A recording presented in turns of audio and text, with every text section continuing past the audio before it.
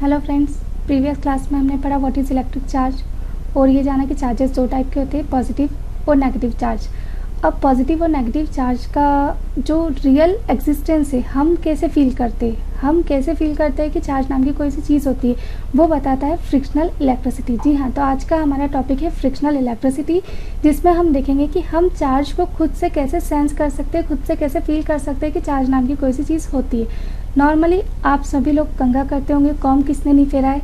सभी ने कॉम फेरा है अपने अपने बालों पर। तो जब हम अपने सूखे बालों पर कंघा फेरते हैं और जब उस कंघे को कागज़ के छोटे छोटे टुकड़े के पास ले जाते हैं, तो वो कागज़ के छोटे छोटे टुकड़ों को अपनी ओर अट्रैक्ट करने लगता है। इसी तरह हम एक स्केल का भी एग्जाम्पल ले सकते हैं। जब हम एक स्केल को सूखे बालों पर रब करते हैं, तो रब करने के बाद जब हम स्केल को कागज़ के छोटे छोटे टुकड़ों के पास ले जाते हैं, तो वो स्केल कागज़ के छोटे छोटे टुकड़ों को अपनी ओर अट्रैक्ट करने लगती है। ऐसा क्यों होता है, कभी सोचा है आपने? इसके अलावा आप विंटर वाले सीज़न में देख सकते हो कि विंटर वाले सीज़न में जब आपके वूलन कपड़े होते हैं एक दूसरे से टकराते हैं, रब होते, तो उस टाइम पर भी क्या होता है, एक हल्का सा स्पार्क दिखाई देता है।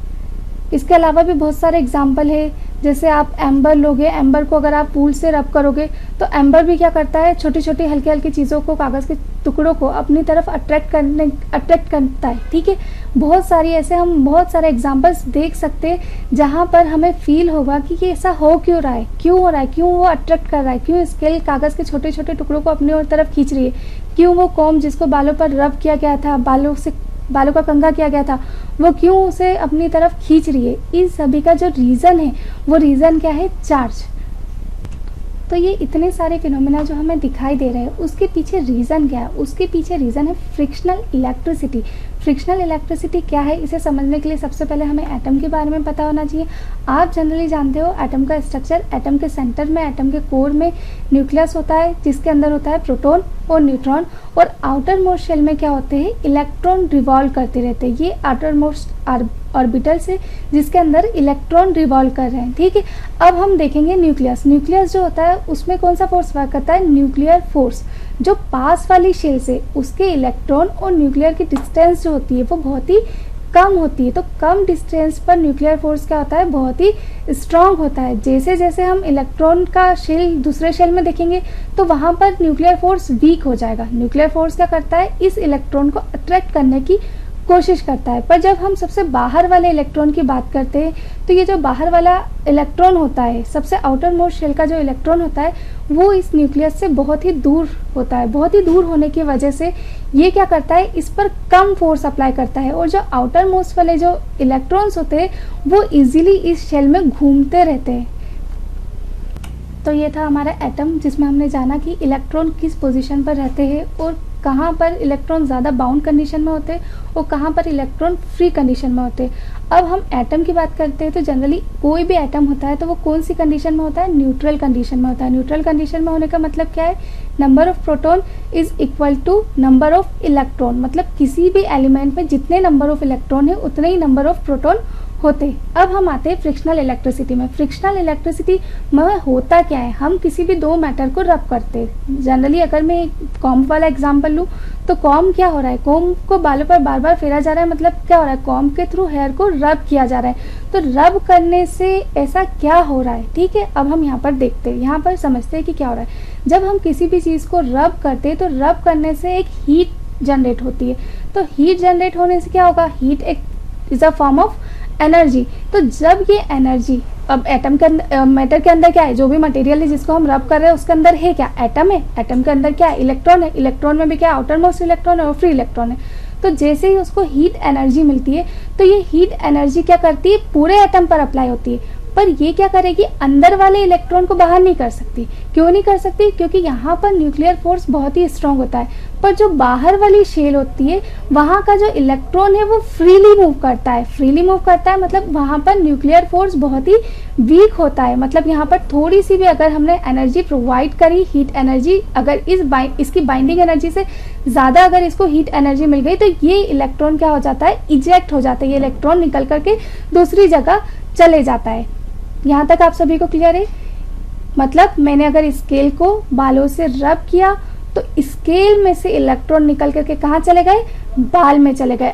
अब जब मैं स्केल को कागज़ के छोटे छोटे टुकड़ों के पास में लाऊंगी, कागज़ के छोटे छोटे टुकड़ों के पास में लाऊंगी, तो कागज़ के छोटे छोटे टुकड़े क्या है, वो भी एटम से मिलके बने हुए हैं, उसके पास भी क्या है, इलेक्ट्रॉन, प्रोटॉन, न्यूट्रॉन।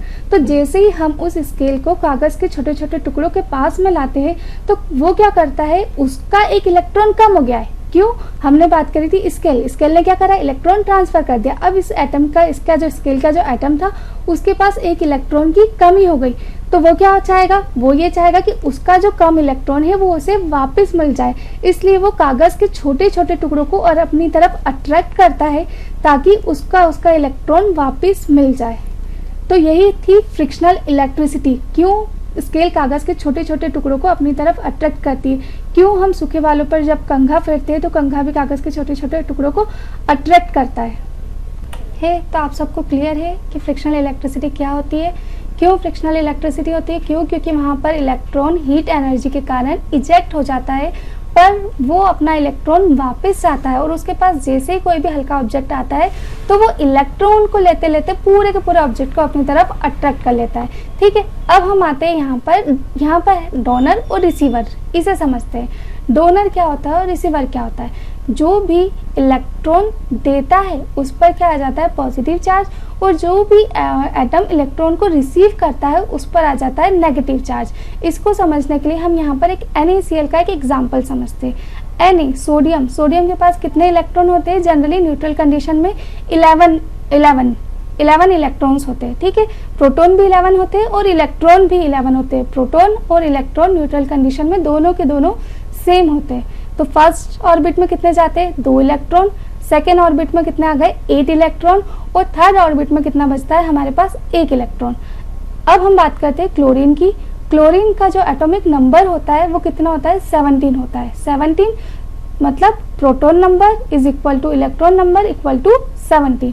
अब स्टार्टिंग के जो 2 इलेक्ट्रॉन होते हैं वो फर्स्ट शेल में, बाकी के 8 इलेक्ट्रॉन सेकेंड, और बचे कितने, 2 और 8 कितने हो गए, 10, तो बचता है हमारे पास 7। तो 7 इलेक्ट्रॉन कहाँ जाते हैं, आउटर मोस्ट शेल में। ठीक है, तो अब जैसे ही Na और Cl की हम बात कर रहे हैं, यहाँ पर हम रब की बात नहीं कर रहे हैं, यहाँ पर हम सिर्फ ये समझना चाह रहे हैं कि डोनर क्या होता है और रिसीवर क्या होता है। ठीक है, तो कोई भी आप लोगों ने, सबसे फर्स्ट चीज़ आप सभी को अस्टक रूल पता होगा कि कोई भी अस्टक रूल ये कहता है कि जो आउटर मोस्ट शेल है उसमें कम से कम कितने इलेक्ट्रॉन होने चाहिए, 8 इलेक्ट्रॉन होना कंपलसरी होते हैं। यहाँ पर आप देख सकते हो कि यहाँ पर कितने हैं, 1 इलेक्ट्रॉन, और यहाँ क्लोरीन के पास कितने हैं, 7 इलेक्ट्रॉन। अब अगर ये सोडियम चाहे कि इसको 7 इलेक्ट्रॉन यहाँ से मिल जाए तो इसके लिए 7 इलेक्ट्रॉन लेना बहुत ही बड़ा काम हो जाएगा, बहुत ही एनर्जी लगेगी इसको यहाँ से 7 को लेने में। पर अगर ये अपना 1 इलेक्ट्रॉन इस क्लोरीन को दे दे तो इसका क्या होगा, इस क्लोरीन की जो आउटर मोस्ट शेल है वो भी कंप्लीट हो जाएगी। अब जब ये अपना 1 इलेक्ट्रॉन दे देगा तो इसकी आउटर मोस्ट शेल कौन सी बन जाएगी, ये वाली। ठीक है, तो जब इसने 1 इलेक्ट्रॉन दिया, अभी हम इसकी बात नहीं कर रहे, अभी हम किसकी बात कर रहे हैं, डोनर की बात कर रहे हैं। जब इसने अपना 1 इलेक्ट्रॉन दिया तो क्या होगा, प्रोटॉन कितने थे, प्रोटॉन तो 11 ही थे। प्रोटॉन को हम नहीं निकाल रहे, हम किसको निकाल रहे, इलेक्ट्रॉन को निकाल रहे। तो यहाँ पे प्रोटॉन तो 11 बचेंगे, पर इलेक्ट्रॉन कितने बचेंगे, 2 और 8 10। तो इलेक्ट्रॉन कितने हो गए, 10, और प्रोटॉन कितने हो गए, 11। तो यहाँ पर क्या है, नंबर ऑफ प्रोटॉन ज्यादा है किसके कंपैरिजन में, नंबर ऑफ इलेक्ट्रॉन के कंपैरिजन में। इसलिए डोनर पर कौन सा चार्ज आ जाएगा, पॉजिटिव चार्ज।